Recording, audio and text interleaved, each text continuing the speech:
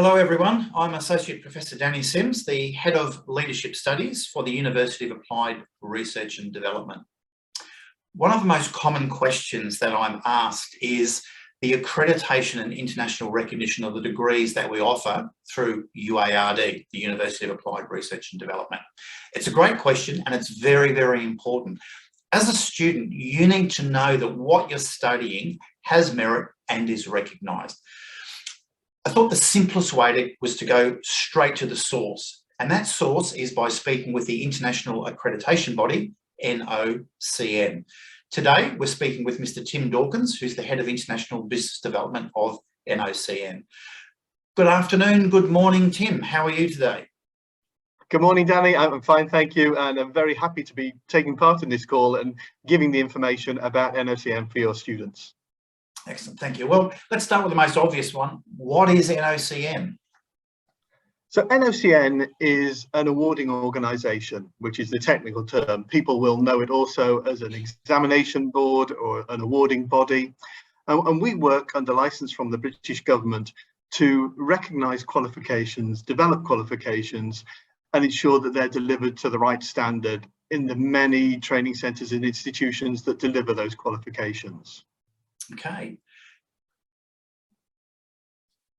Can you tell us a little bit about the history of NOCN? How long have you been around for? Any of the core history details that might be relevant to students and potential students? Certainly. We came into existence in 1987. People always ask me, what does NOCN stand for? And it stands for the National Open College Network. And in the name, it kind of explains the origins of the organisation as well. Because back in the 80s, a lot of colleges in the UK, vocational training colleges, felt there wasn't the right range of qualifications required to support young people into employment and help them on with their lives. So the National Open College Network was formed to set up as an awarding organisation and to develop qualifications to fill this perceived gap at the time in the market. Since that time, the organisation has grown, has expanded into the NOCN group, and it now has several different facets to the organisation, and we have strengths in several different areas. And we're now one of the largest awarding organisations in the UK. We certificate about 300,000 learners a year, and we manage 650 different qualifications which are recognised by Ofqual, which is the regulator of qualifications here in the UK.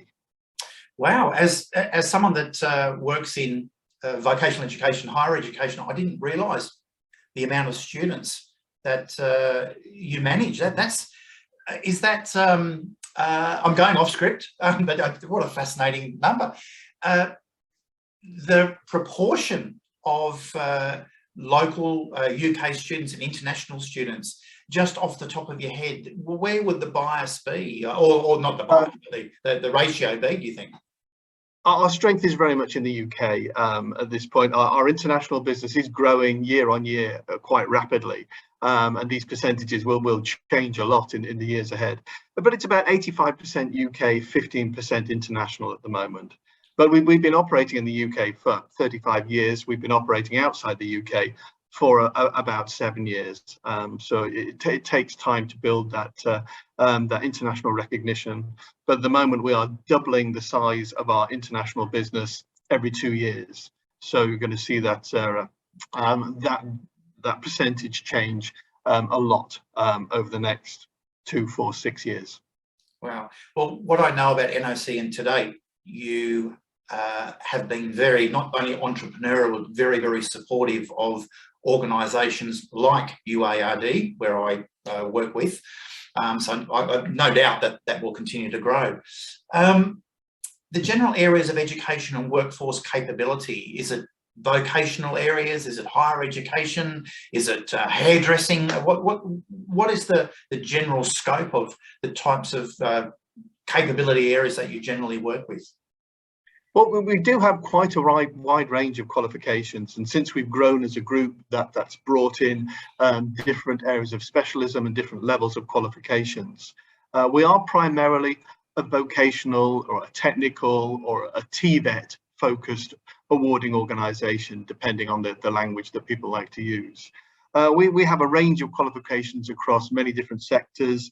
Business administration, construction is a very large area for us, education qualifications, engineering, financial services, health and social care, hospitality and catering and retail, some science qualifications, securities, facilities management, logistics, transportation, and oil and gas. Sorry for the long list, but it gives you an idea of the range of qualifications. And not only different subjects, but different types of qualifications as well. From short, bite-sized pieces of learning, which are very much favoured by employers who want to top up the skills of their existing workforce, to substantial 1 to sometimes 3-year programs delivered in colleges, and also apprenticeship programs, which are programs delivered to those in employment and delivered hand in hand with the employer. This has been a large growth area for us in the UK over the last 6-7 years since the apprenticeship reform.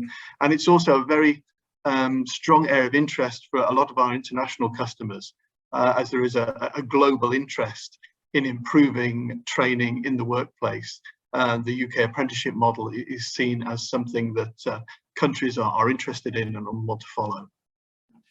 As someone that has written curriculum and facilitates undergraduate and postgraduate programs, I'm genuinely delighted to hear that.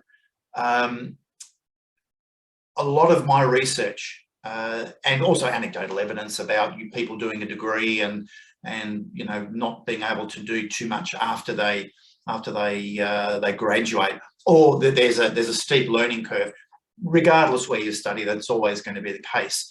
But I'm delighted to hear that there's such a strong vocational competency-based background with NOCN that reinforces very much the structure of the bachelor's and master's degree that I looked after, and other degrees managed by UARD. You mentioned that NOCN has a fairly broad reach. Generally, what countries does NOCN operate in from a delivery perspective and a management perspective? Well, we now operate, I think, in 27 different countries around the world. And that number seems to be creeping up every couple of months with a new centre, a new country coming on board. We've been operating not just in the UK, but across Europe for about the last 10 years. We have a large number of training centres in Greece.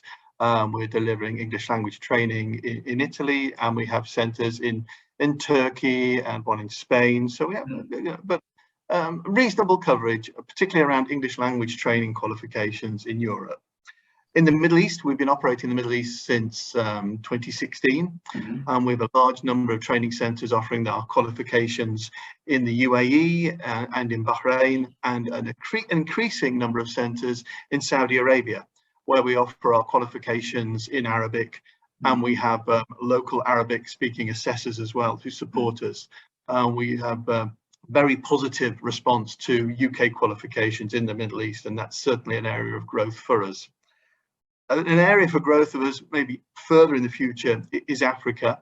We have about 10 training centres working predominantly in construction in Africa, and we have centres in South Africa, Nigeria, Zambia and Rwanda. And we're working with regulating bodies in those countries to get recognition for recognised construction qualifications to support the growth of construction training in Africa. And I think that's really going to be a strong area for us in the next 5 to 10 years.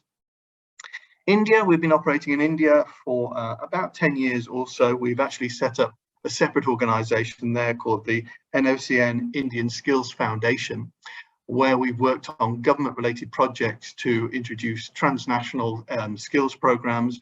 And we're currently working on an apprenticeship, a degree-level apprenticeship model with the Indian government, particularly looking at construction and financial services sector. That's now in its second year of a 3-year programme and will be rolled out nationally when this pilot is completed. In Southeast Asia, we've been active in Southeast Asia now for about 3.5 years, and we have centres in Malaysia, Indonesia, Vietnam, and the Philippines. That's been very much delayed by COVID over the last 18 months. But there is strong potential for growth in those regions for us. There's real desire to upskill and reskill the workforce of those countries with better vocational skills and qualifications. And we're actually, the last one to mention is we've been working in the USA on the introduction of a new apprenticeship model in the United States. And we are recognised as an SRE in the country, which is their equivalent to an awarding organisation. And it's a small piece of work at the moment, but we're very excited to be working in the States. And we hope that in the future that will continue to grow. So we've got a fairly decent reach, and as I say, operating in 27 different countries. 27 different countries, big reach, 30 plus years of history. I'm feeling very comfortable, Tim. Thank you. That's good. Very comfortable. And that brings me to my final question. A student undertakes our 3-year Bachelor in Leadership and Management, or the 18-month Masters in Leadership and Management. And they receive an award that comes from NOCN, as well as the University of Applied Research and Development. What can they do? What can they do with it? Well, I'll start off by explaining what that process is and what that means. And I know, Danny, you know the process because you're part of it. But UARD submit their degree level programs to us for review. And we use a team of academics and qualification experts to review that qualification, to, if necessary, request changes, improvements, additional elements, so that we are very confident that we can call this a level 6 or a level 7, so a degree or a master's level program. And only when that thorough review process is complete do we then endorse it. And we endorse it in our capacity as an Ofqual recognised awarding organisation at a level 6 or 7. It means that we have thoroughly reviewed it and are prepared to put our stamp and our name to the programme as being valid. So when a student takes that qualification and completes that qualification and presents their certificate to any university or training institution linked with the UK, then that will be recognised as having been assessed at a level 6 or a 7 by an established UK awarding organisation. And I've mentioned a little bit about Ofqual and how we're managed by Ofqual. Ofqual constantly audit us for quality and our systems and processes. And any certificate that we issue or put our logo on can be brought back to us by Ofqual, and we can be made to explain the story of that student, where they studied, why we think they passed that qualification.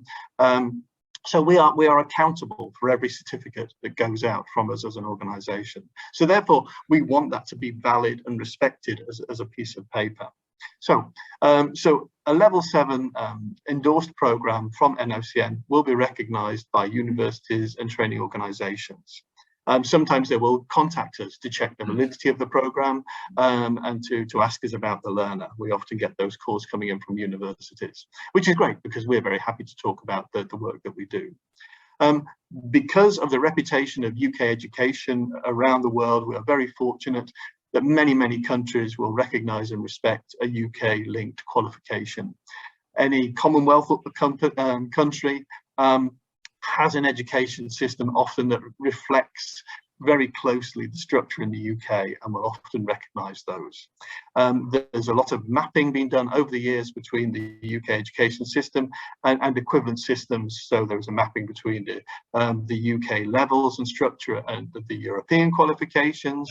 And I've seen similar mapping with Australia qualifications and UK levels. So because it's a levelled and recognised qualification, you can find parallels, you can find recognition really all around the world to a certain degree. People will know what it is and they'll respect it. So that's why we think it is a solid product that we're very happy to stand behind. We put a lot of process, a lot of rigour, a lot of quality assurance into that process to make sure that it's a valid certificate and a valid qualification. Yeah. Excellent, thank you very much for answering that. And I'm sure any potential student listening, they'll be comforted by that. Well, one thing I will say about that is, for my own experience, travelling and working in different countries, regardless whether I had an Australian qualification, a UK qualification, etc., you still have to apply for visas, you still have to apply to universities, they still need to recognise it. However, the fact that NOCN is accountable for every certificate, every qualification being issued, it does certainly support the application that you go through. So thank you for that. No, you make a very good point there. Yeah, yes, you still need to get your permission to travel, to get your access to a university, that the qualification that you have will be seen as something of value by those organisations. Yeah, great. Well, I've got 100 more questions I could possibly ask, but I do understand that we are on a time limit.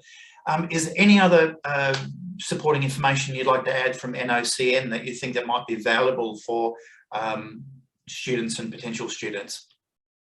I would just reference our website. I think the name's up here in the top corner of my slide here, nocn.org.uk, where any learner who wants to check out who NOCN are, they want to get more background, they want to find out more about the qualifications, or they want to check that UARD are listed on our website as an approved centre, which they absolutely are, then I would encourage people to visit the website to get that additional information, to build their confidence in both the qualification and in yourselves as a valid organisation recognised by NOCN. So all the information that you could need would be on our website.